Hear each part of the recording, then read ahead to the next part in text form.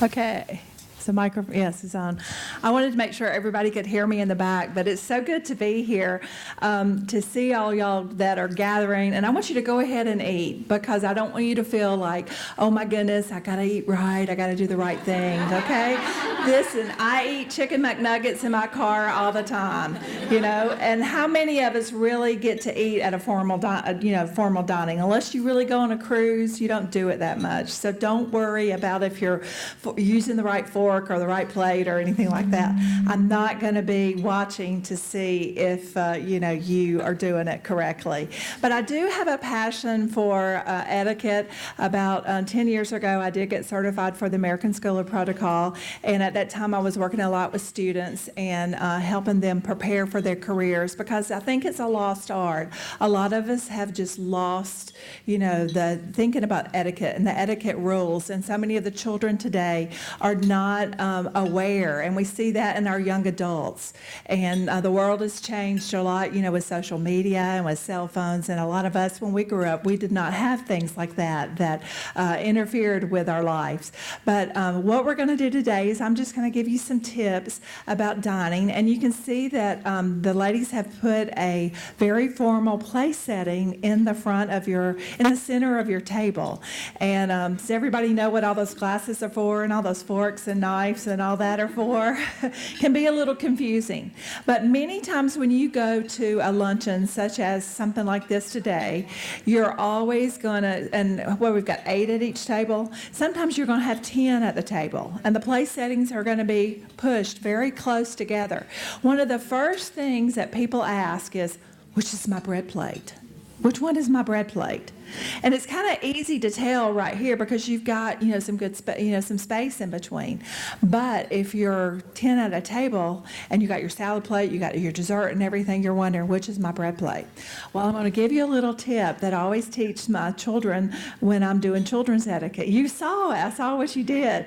You can do a little code in your lap, and you can put your fingers together like this. Your left hand, that makes a B. So that can always give you the tip that your bread plate is going to be on your left. Okay? You're never going to forget that. Okay? And then if you take your right hand and you make a letter, that is a D. And that stands for drinks. Okay? You can teach your children that. So now you'll never be confused. Is this my bread plate? Is that my drink? Which side it is or anything. So we've got that part covered. And also I want to start with the napkin, because hopefully everybody did put their napkin in their lap, okay? And the napkin serves a couple of purposes. Of course, it protects your clothing. You can use it, to wipe your mouth off, very nicely. No, we don't use it for bibs, and we don't use it to blow our nose or anything like that. If you do need to, sneeze, or if you need to blow your nose, please, go to the ladies' room to do that. But your napkin, you're going to want to place it with the fold away from you, and make sure that it's folded. With the fold away from you, the reason for that is so you've got one layer to protect your clothing, and then you can pick up the top of it to wipe your hands if you need to. Okay?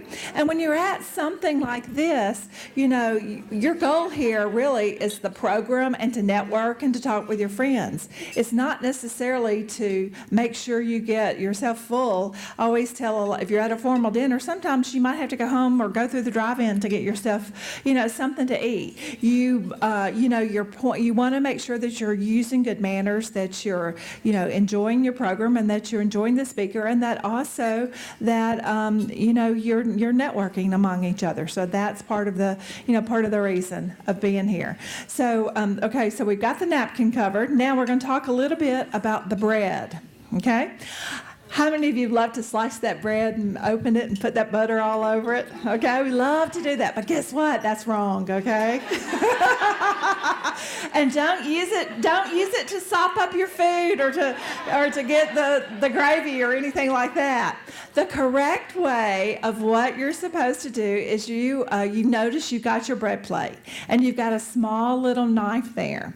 Well, that is your knife that you would use for the butter. And what you're going to do is you're going to take the bread and you're going to break just a little piece off. And then you're going to put just a little bit of butter on it and then put it in your mouth. So we don't slice it open and put butter on both sides and eat it like a sandwich. It's just one bite at a time. One bite at a time. And then you rest the bread knife back on the top of the bread plate. So that's what the bread plate is, and that's how you're going to eat your bread today. So I don't want to see anybody slicing it open or anything like that. Okay? Now we're going to go, I'm sure some of you have already eaten your salad, but we'll talk a little bit about your salad. If you'll notice that the place setting in the center of the table, if you know that the salad fork is, of course, smaller than the dinner fork, okay? And if you'll notice that formal place setting that you have in the center of the table, you'll see that salad fork is right next to the dinner plate. And the reason why, anytime you're eating, if you're confused, you always start from the outside and work your way in toward the plate, both with your knives and with your forks. And so with a formal place setting that you have right here, this would be more of a European, because there they eat their salads after their entree. Here in America, we usually eat a salad before we have the entree, so that's why here, you saw that the salad fork was before the dinner fork. So you always start, if you go somewhere and you always start from the outside. Even with all the glasses. Okay, you notice here on your formal place setting that you have a champagne flute.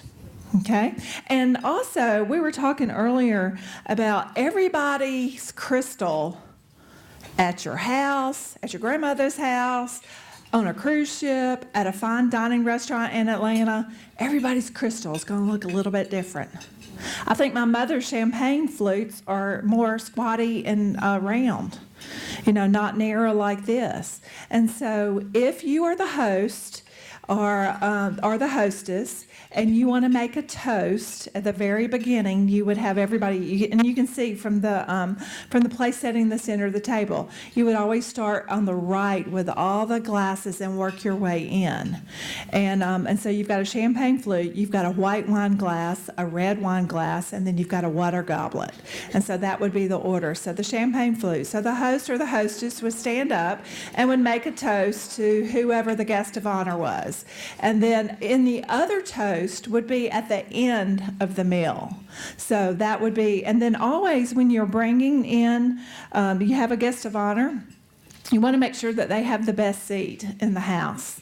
And so the best seat in the house, that would be, somewhere perhaps against the wall where they could see the entire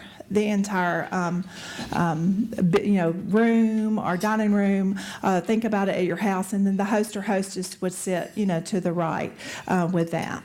So, okay, so everybody's eating their salad. We've done the champagne toast. You're eating your bread correctly, and then we're going to start. Let me go to some slides, because that'll be much easier for you to see some of the couple of the settings.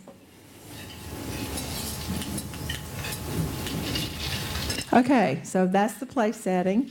Talked about the napkin. Now, soup. Let's say that if you have soup, you do have a spoon here. Sometimes the soup might come with a spoon, and if you do have soup as an entree, if you're having a 7-course meal or 5-course meal, with your soup, you would take your spoon and your soup, and you know how we like to, like eating your cereal? No, you go away from yourself, and then you take the spoon on the rim of the bowl in case there's anything, and then you would bring it to your mouth. So you would go away in your soup bowl. You don't tilt your soup bowl where you can get more out. You don't drink it like you might do your cereal. And so you would go away and then go in on the rim of the bowl, and then you can use your to eat your soup. So, and you don't put that bread in that soup either, okay? Okay, salad. Your salad, sometimes, restaurants have it preset. They might serve you on a salad. You might have a charger. You might have a placemat or something like that, but your salad. And you want to make sure, you've got salad dressing. You've got to pass it. So whoever has the salad dressing closest to them, would pick it up and would pass it around. And then you probably also want to cut your salad a little bit to get it into small pieces. Have you ever seen like those big pieces of lettuce and people try to put all that in their mouth at one time? So, you probably want to cut your salad up a little bit. Use your fork and your knife. Your knife is, if you're right-handed, your knife would be in your right hand, and then you would use your fork to hold it down, and then also to cut that. And then you can toss the dressing, and continue with your salad. So your salad would be your next entree. And then if your salad plates are going to be removed, which I think they're doing here today, they're removing your salad, folks, your salad plates. So it's time for your entree. And you've got to cut your food, 1 or 2 bites at a time. And with that, I'm going to just show you this resting position. So if you are still eating, but you're maybe getting a piece of bread or you're drinking some drink, this is what we call resting position. So you would leave your fork like at 4 o'clock. Some people leave it at 3 o'clock. And then your knife would be on top with the blade toward you. And that would signal the staff, I'm still eating. Don't take my plate, okay? So if you, and remember the blade goes toward you. And then that would signal the staff. And then there's something called a silent signal, which means I'm finished. And let's say maybe you don't like the food, or, you've eaten a couple of bites or something like that. There's something called a silent signal, and that would be closing. So when you put your knife goes on the top, your fork below it, and it's like at 3 o'clock. Some people do it at 4 o'clock. That would signal to your wait staff, I'm finished, you may remove my plate. And they would not even really have to ask you, are you finished? If you're serving somebody, they would remove their plate from the right side. You would come here and say, she's got hers like that. I could pick it up and, could remove it. I would not even have to ask her, because that's called a silent signal. Okay? I want to go back. There are 2 styles of dining with your forks and your knives. There's American and there's Continental. Most everybody in here is using American, and that's where you have your fork in your right-handed if you're right-handed, or your fork in your left-handed if you're left-handed, and you're switching. And I'm going to demonstrate this and put the microphone down. So you're going to cut like this. You're going to hold the meat or the potato or the vegetables, and you're going to cut like that. And then what you're going to do, you're going to put the knife at the top of your plate, okay, and let it rest. And then you're going to switch hands, and you're going to eat with your fork like that. So it's a little bit of extra steps that here in America we do. We don't stab our food like this and bring it like that, and we pick it up and we bring it to our mouth, like this way. So, be careful, about doing things like this. There's another way called the Continental way. If you go to Europe, Asia, this is the way they eat. It's really different. Cut like this and then bring it like that. So they're cut, and then if they need to lay the fork down. But really, some people do that here because it's easier, but I don't think they're really realizing that there's an American way and a Continental way. They're just doing that because that's just the easy way. It looks a little awkward, doesn't it? But if you go to Europe or Asia, you'll see people, doing that a lot and eating like that. But here, we should cut, put the knife down, on the plate, and then eat like this. Okay? You've got some great tips on your on the sheet that you were given about, elbows on the table and not making sure you're not talking with your mouth full and that you're eating small bites. One thing that really got me after I first got trained in etiquette was that, you go to a dinner like this or luncheon, you got 8 people, 10 people sitting, and you know how people are, they'll get through their food and they'll stack their plates up and push them to the middle of the table. And then sometimes they'll even take their napkin and put it over it. Your napkin should stay in your lap the whole time while you're eating. If you need to get up and go to the restroom, you would pick your napkin up, put it on the left side, and go to the restroom, and then come back, put your napkin back in your back in your lap. So you've got to make sure that, you're using that napkin and using it in the correct way, because you don't remember the things that I told you that you don't want to do. So remember, there's an American way and there's a continental dining style. So it's just according to, I would really suggest that everybody do it correctly, with the American way. But if you ever have the opportunity, if you have people, sometimes when I'm teaching classes, I can see somebody and, I can see them doing that, and I can say, and I'll find out maybe, their parents were from Korea, or maybe their parents were from France or something like that. And so they grew up doing the continental style. Talked about that. Okay, with dessert. A lot of times with the dessert, I can see here that the dessert is already on the table. And so sometimes there would be a fork and a spoon at the top. And if you do have a fork and a spoon at the top, what you would do after your plate has been removed, you would take the fork and the spoon yourself and move it down. Okay, in this case, there's not a fork and the spoon at the top, so you would use that spoon that you have right there for your dessert when you're ready to eat your dessert there. Okay, so that covers, I think, everything that you have on your plate today. Remember, if your silverware drops, what do? Do we sit there and try to get it? Or no, you just ask the server for another piece. Now, what about if you go and that person didn't go to etiquette class and they didn't know where the bread plate was and they steal your bread plate? Are you going to make a big deal? Oh, could you pass me that one over there? I think somebody took mine. No, don't do that. Just ask the server for another bread plate, okay? Or make do, because, you don't want to embarrass someone that, oh, I didn't really know. But if somebody asks which bread plate's mine, you can remember to tell them, hey, it's on the left. I got a B in my left hand, So with that, so make sure that, you don't embarrass someone. Also, when you're at the table and say your best friend sitting on your left, you don't want to spend all your time talking to your best friend. You want to make sure that you're talking to the person on your left and on the right. And, you're wondering, well, what am I going to say? Well, you can everybody knows how to make conversation, little tips.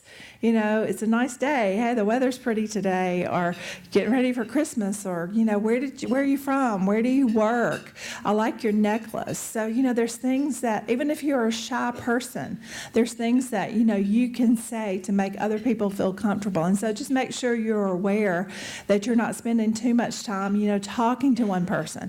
And then don't try, sometimes, if you've got bigger tables or a lot of people, it's hard to talk over. So make sure, that you're, conscious of trying to talk all the way across the table, especially if it's a big noisy room and all that. So you want to make sure that you're including and spending time with the person on both sides of you.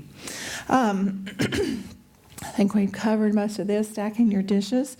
That's my contact information if anybody needs that. But a couple other things that I want to talk about. How are we? 5 minutes? Okay. A couple of things that I want to talk about with our social media, at work, and I'm sure you all have young folks that work for you, and their phones are an extension of themselves. And then what happens? And then we start, our phones, we're very dependent upon our phones. And, probably if I looked around today, some of you got your phones sitting down on the table and, and hopefully everybody does have their phone, in silent mode. Okay, or turned off, or, and that type of thing. And so many times that we're allowing social media or our phones to really take control of our life.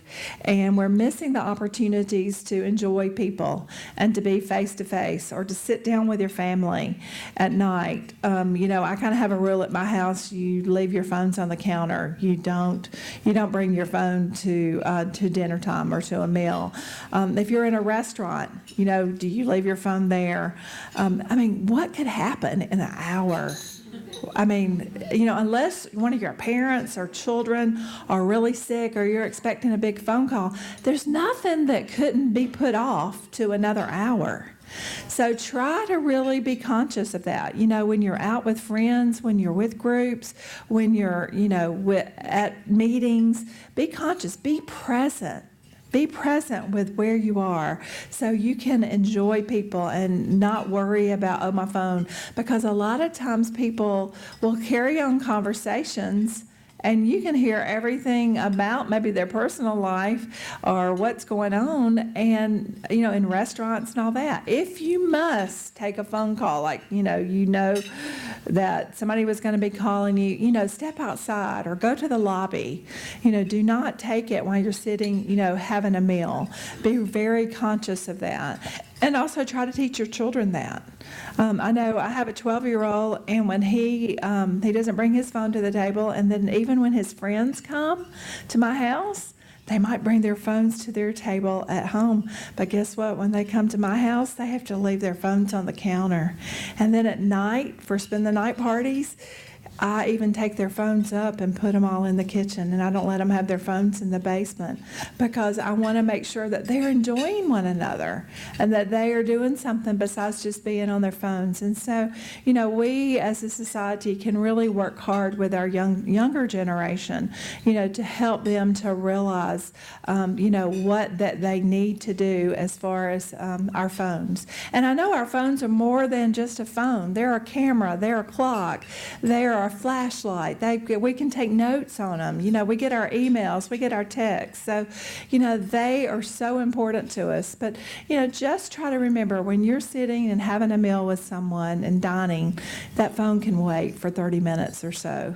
And just try to make sure that you do have it silenced. And if you do have to have a conversation or that you do, go outside or, even if you're standing in line somewhere or walking at the mall, try to stop and find yourself another little corner.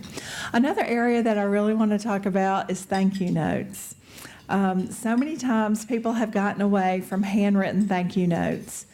And I know that people sometimes they're busy, and a lot of times people think that they can send a thank you note. And sometimes in work, we do send thank you notes electronically by thanking somebody.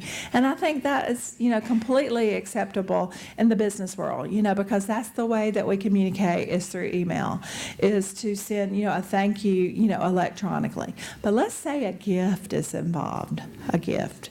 You've bought a wedding gift for someone, or you have bought a shower gift for someone, or a graduation gift. You need to make sure, if your children and you're buying a graduation gift, that that your children are writing thank you notes. I've heard many people say, y'all know I'm busy. I'm just going to thank y'all all right now. Or you get something by email. So really try to be conscious of, you can buy 10 note cards at the Dollar Tree, at the dollar store for $1. And thank you notes do not have to be very involved. 4 lines are fine. Dear, Aunt Sally, thank you for the book. I will enjoy reading it. It was so nice for you to think of me. Again, thank you for the book. Love, Sarah Ann. That's all it has to be. How hard is it to write 4 lines? And I always try to tell people, think about it. That person spent $20, $30, $40, $50. They took their time to go to the store to buy you something. Don't you think you can take the time, 1 or 2 minutes, to write a thank you note? You had time to send the invitation out. So don't you think you can take the time, to send just a quick handwritten thank you note? It doesn't have to be 2 pages or paragraphs and paragraphs. 4 sentences is perfectly fine, just to say a handwritten note to say, thank you for what you have done. And so really try to make sure, that you are thanking people with written notes. And I know that we have gotten away from it. I still think it is fine in business, for us to write a thank you note, for somebody attending something or helping you with something, by email. But if a gift is involved, you really should, write a handwritten thank you note. Okay. Another thing that I want to make sure is handshakes. It is appropriate for women to extend their hand. You don't have to wait for somebody to extend their hand to you. It is appropriate for you to extend your hand to a gentleman or to another lady to shake hands. And also make sure that you're not giving a little fish handshake, that you're given a firm handshake. I love to go through a room, but we won't do it today and just let everybody shake hands and say, oh, you need to get a little firmer, or you need to, don't be so limp with that. So just make sure that you do give a good firm handshake and that you do, smile and make direct eye contact, because, really a handshake and when you're meeting someone, it's like a first impression. And how long do you have to make a first impression? 3 seconds? 5 seconds? Not very long. And the handshake and the direct eye contact and the smile, is one of the first things that you can do, to help make a good first impression. So anyway, that is about a couple other things that I wanted to cover. With the formal place setting that you have today, you'll notice that on the right side you have a fork that looks kind of strange, doesn't it? It's kind of a different fork. And it's on the right side too. And it looks like this. Anybody have any idea what it's for? Y'all can't answer. Anybody have an idea? Okay, this would be, your place setting is set like you're going to have like a 7-course dinner, okay? And so this is like the fish fork. Like if you're going to have a shellfish, like a shrimp cocktail, or like oysters or lobster or something like that for your first entree. So you would pick this up, and this would be the fork that you would use for the first course on the like a shellfish. And so that is why it's out there on the right. And then if you're looking at the place setting, of course, that's the spoon would be if you were going to use it, for dessert, or if you had soup or something like that. You'll notice that also in the formal place setting, there are 2 knives. There's one knife, and it would go with if you were having a salad, or this could be actually your entree knife. According to the way that this is set now, you're eating your salad you're eating your salad after your entree. So usually there should be a knife and a fork for the salad, and a knife and the fork for the entree. So, and then your server, after you finish your entree, would remove the knife and the fork, or after you finish the salad, would remove the knife and the fork. And then we went over the glasses. You'll notice that glasses, silverware, all have different types of shapes today. How many of you use formal china? Anybody in here got one? Okay, couples, about 5 of you in here. How many are going to get it out at Christmas? Okay, a few more of you are going to get it out at Christmas. How many of you have it but hadn't used it in years? Okay? I don't think a lot of the brides today are even getting that formal china, but how many of you, like me, have your grandmother's pattern, your pattern, have an aunt pattern, and then you've got all this, and you probably think, oh, it's too much trouble. I really don't want to get it out. Does that happen sometimes? I might break it. Well, I grew up with a mother that did not use formal china. And also, she got married in 1950, and she still has some of her crystal that have the stickers on it. So I grew up saying I was not going to be like that. I wanted to use my, crystal. I wasn't going to be like my mom that had the stickers still on her crystal in 63 years, no, she's been married 63 years. I haven't been around 63 years. But in my whole life, I have never used her anything out of her crystal. It's still sitting in there. I know my sister or I will get that crystal. And what are we going to do with it? We're going to use it. But if you have this type of thing, especially with the holidays, come and get it out and use it. What's the worst thing that could happen? It could break. And then you might have to have a replacement. You might have some real fine antique crystal or china that you don't want anything to happen to. But what's the worst thing that can happen? You could break it. And so, today with all the replacement.com and all that, you can always get a replacement for it. So enjoy it. Set your table formally. You don't have to set it like it's set, in the middle here today. We just wanted you to understand a formal place setting, but you can set it like it was for today. With the salad fork, the dinner fork, the two knives, and probably a lot of us don't have. I know with my fine silver, I only have an 8-piece place setting. So you're probably not going to have a server at your house that's going to bring you your food and remove everything unless you're going to do it. But you want to enjoy your guests. So, enjoy it. Put your crystal out. You probably got wine goblets, tea goblets, water goblets. Put it out and enjoy it. And then, if you have children or grandchildren there, teach them, the proper way to use everything.